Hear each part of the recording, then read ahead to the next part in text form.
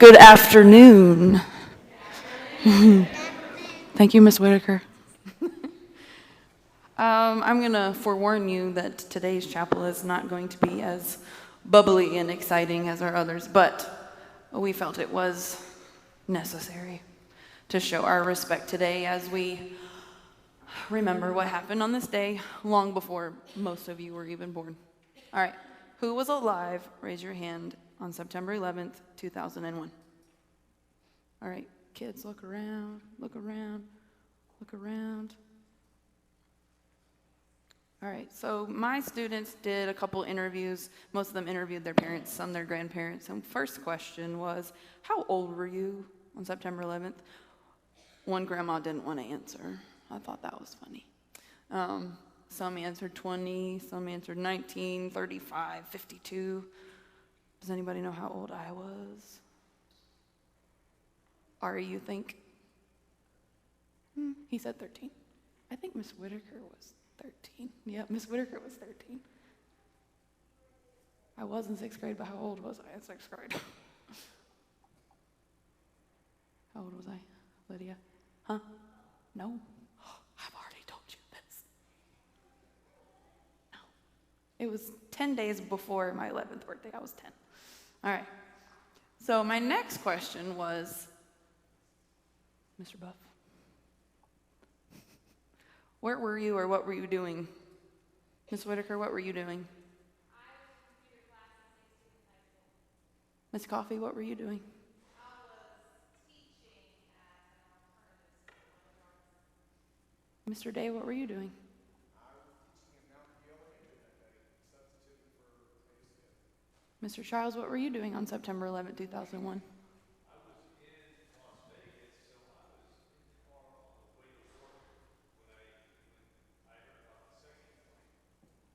Miss Butler, what were you doing? I was on the green field teaching PE. I was in 6th grade math, multiplying decimals. I remember because the teacher turned on the TV and I was mad that I had to stop doing math. But the next question was, how did you find out? A lot of people turned on the TV. Some people heard it on the radio because they were on their way to work. So I assume, Mr. Childs, you had your radio on? And you heard it on the radio? All right. So Mr. Childs was a grown man when this happened. We won't go into his age, right? You can laugh. It's funny. Ha ha ha. All right. So he probably remembers that day a little more vividly than I do because I was only 10, 11. But there are many things that I still remember that are very vivid, that are very ingrained, I guess I would say. My teacher turned on the television and it was a big box TV, Miss Rao, big box TVs, yeah, that the teachers would wheel out on the carts. And they turned it on, and what did I first react? Do you remember? I was confused. I had no idea what I was looking at. Why is the teacher turning on the TV to watch a movie right now? What is going on? But then to watch my teacher's face, sheer horror on her face. She was terrified. Okay? And a lot of people felt fear. A lot of people felt anger. I was just confused because I was just a kid. Later, I felt fear because my mom told me what happened.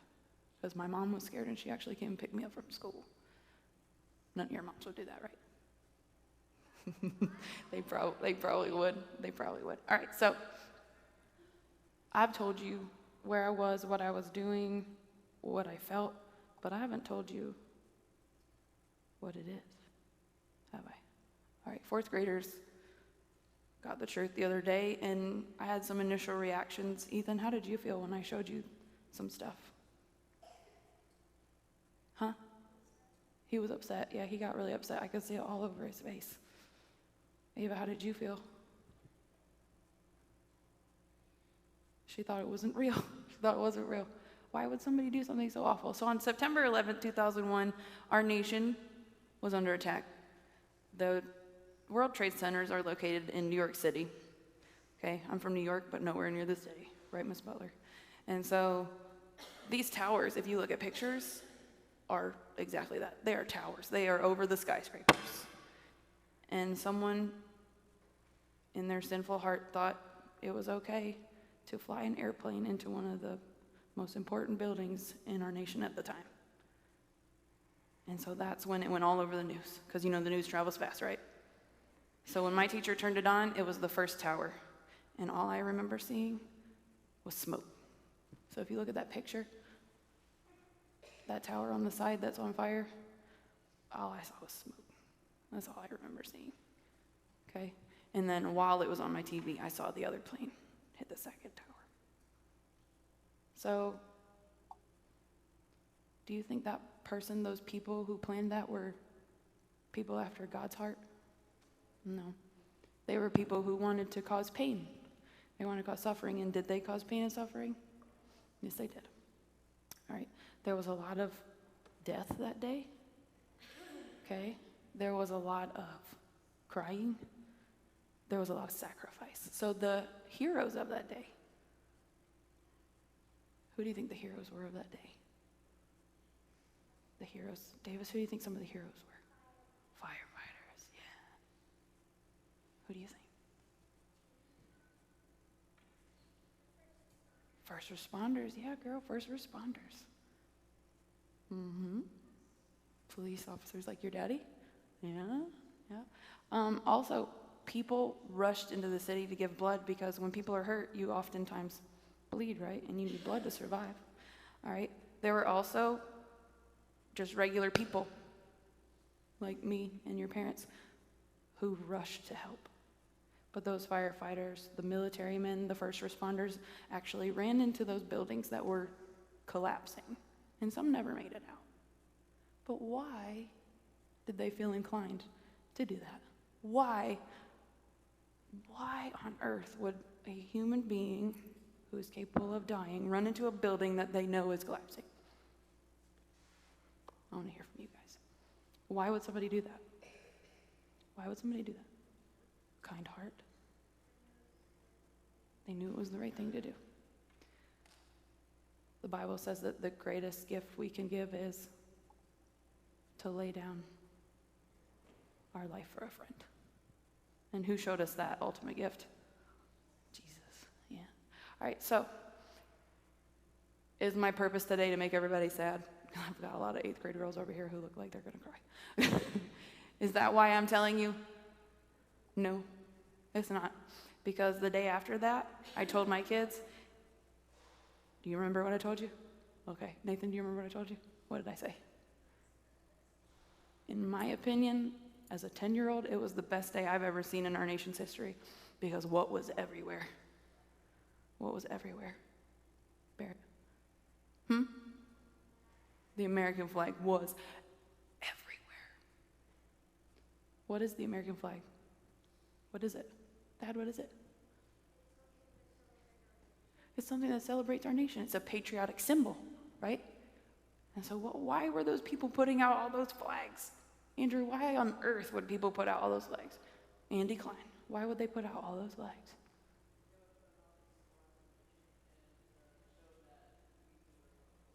Yeah, it was to show strength and that we would work together to recover. And did we? We sure did. We sure did. Yeah, Mr. Child said that this morning, didn't he, Dad? Ever since that day, our president at the time, President Bush, had sent out new troops, and he said, we'll get the people who did this, right? And we're actually still fighting that war, which is very sad. I'm not going to get into those details, son. Sorry. But there is hope in this, right? That where there is evil, there is also good. Where there is darkness, there is also light. Where there is sadness, there's also happiness. Yeah. All right, so I want you, even though you weren't alive, to remember this day and why we talk about it. All right, wordly wise word, patriot. Very fitting, isn't it? What does it mean? Someone who loves their country. So why would we have Patriot Day? Why would we have Patriot Day? If patriot means someone who loves their country, why would we have Patriot Day. We haven't even talked about this. Anthony?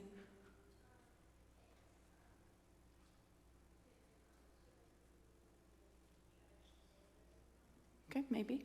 Tate? Okay, he said never mind. Evan? To celebrate our country and the love of our country, because this day was so awful that it brought us all together as a nation, which should be an encouragement, right? Should be. But all of your faces are showing what everybody felt that day. Confusion, sadness, maybe a little fear. But all in all, God tells us not to fear, not to worry, because why? Why? Huh? Because he's with us. He's with us. Good job, Tate. He's with us, and he's here to protect us. All right. We're now going to take up our offering. So as the plates go by, if you would stand in honor of the flag.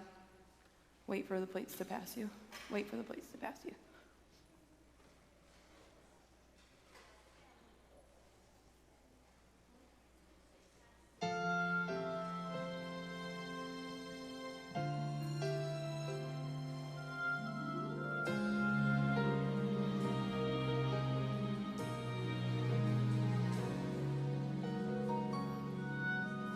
It may sound old-fashioned, it may be passé, but I believe that we are blessed every single day to live within the borders of a land where we can see that everyone is equal and everyone is free. Our values and our values still remain. So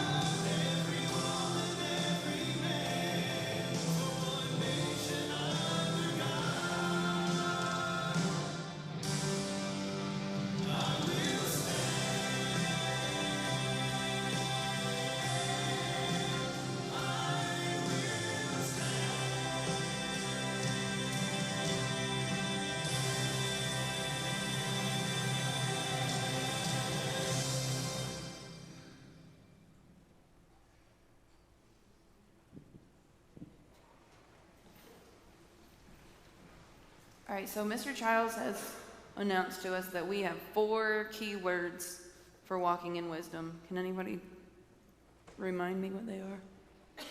What are they, Miss Coffee? Service, honesty, obedience, respect. Yes. She got them a little out of order, but we'll forgive her because she's pretty. I'm just picking. All right, so obedience, and today I want to talk about respect. This is one of my favorite words, right, guys? My 2 favorite words, what are they? Respect and responsibility. All right, so respect. When you show respect to somebody, you're treating them like you want to be treated. Yes? All right, so what does this have to do with Patriot Day? Do you think any of those people knew what was going to happen to them that day? Or do you think the people who lost people knew that they were going to lose their husband, their wife, their mother, their child that day? No. So do you think some of them might have said things or done things that day before that they regret? Because they can't ever take it back. They can't ever say they're sorry. Yeah. Have you said some things, done some things, even in the past couple of days, that if you never saw that person again, it would sit on your heart because you'd never be able to tell them you were sorry? Yeah. Me too. Me too. So I just want you guys to think. I'm not saying something like this is going to happen to us, right? I just want you to think, if I never see that person again, what kind of impression have I left on them? How have I treated them? Have I shown them love and respect like Christ would want me to? Or have I made some mistakes that I need forgiveness for? Okay? So as you go about your days, not just today, right? Because we have a lot of days ahead of us. The days that God has promised. We don't know how many there are, but He has promised us, right? So we want to live our days in obedience, in respect, in honesty, and in service. Because if I respect you, Charlie, am I serving you? Am I being honest to you? And does that mean I'm being obedient to the Lord? Bam. All for it. Right there. Right? So, as you leave today, I want you to encourage someone. Show someone respect. We have 15 minutes left of our day. You have 15 minutes to show someone some respect. Maybe someone who you've been disrespectful to today. Maybe you said something ugly to a friend. Maybe you talked back to a teacher. Maybe you rolled your eyes at a teacher. Because none of us would do that, right? I did. So I want you to find it in your heart. Dig down deep. Like an archaeologist, right, Neil? We're going to dig down deep. And I want you to find one thing that you know. You need to be honest with yourself. Be respectful to that person. And ask them for forgiveness. And if someone comes up to you today and asks for your forgiveness, do you say, oh, it's okay? No, because sin's not okay, right? What do you say? I forgive you. Thank you for that apology. I forgive you. Because how does it feel when somebody apologizes to you? It makes you feel good, right? Yeah. I had to apologize to Miss Butler the other day because I interrupted her when she was talking. And may I share? Okay. And she said, oh, well, I do it all the time. It's one of my biggest faults, is what she said. And I had to laugh because we share that. Okay. And I said, well, we have to hold each other accountable. Okay. So as my mentor, she deserves my respect. And as my friend, Yeah. So as you go about your days, if you say something to somebody, and you're like, oh, that probably shouldn't come out of my mouth, what should be your first response? Please forgive me. Please forgive me. I am so sorry. Please forgive me. Even if it's just something silly like you laugh at them when they fall, right? Because sometimes we do that, right? But do you want people to laugh at you when you fall? No, it's embarrassing. So now you have 10 minutes. You have 10 minutes to find someone, or if you get in the car with your mom and you talk back to her this morning, that might be a good one too. So you now have 10 minutes to find someone and show them some love and respect this afternoon before you leave, okay? And I'll do the same. All right? Agreed? Okay. I love you all. And I didn't mean to be a downer, but we felt it was necessary, right? Yeah. All right.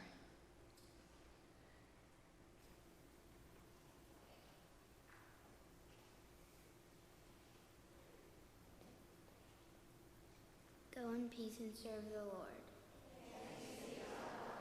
Please remain standing for our last song.